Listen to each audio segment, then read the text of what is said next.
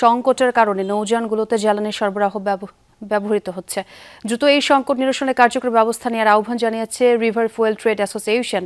শুক্রবার সন্ধ্যায় রাজধানীর সদরঘাটে লঞ্চ মালিক সমিতির কার্যালয়ে এক ব্রিফিংয়ে সংগঠনের নেতারা জানান, দেশের দক্ষিণাঞ্চলের 38 নৌ রুটে নিয়মিত 85টির মতো লঞ্চ চলাচল করে, তবে ঈদে চলাচল বাড়বে দ্বিগুণ। কিন্তু নৌযানগুলোতে চাহিদার বিপরীতে মাত্র 10% তেল দেওয়া হচ্ছে বলে জানান তারা। নেতাদের দাবি, মজুদ শেষ হওয়ায় শনিবার থেকে নতুন করে কোনো নৌযানে তেল দেওয়ার মতো সক্ষমতা থাকছে না, ফলে ঈদ যাত্রায় এর প্রভাব পড়বে বলে শঙ্কা প্রকাশ করা হচ্ছে। সংকট নিরসনে সরকারকে উদ্যোগ নেওয়ার আহ্বান জানান রিভার ফুয়েল অ্যাসোসিয়েশনের নেতারা।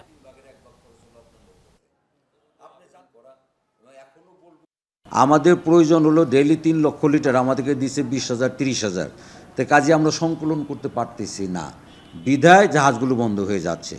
এবং এটা যদি আগামী কালকের ভিতর যদি সমাধান না করে তাহলে আরও ভয়াবহ অবস্থা সৃষ্টি হবে।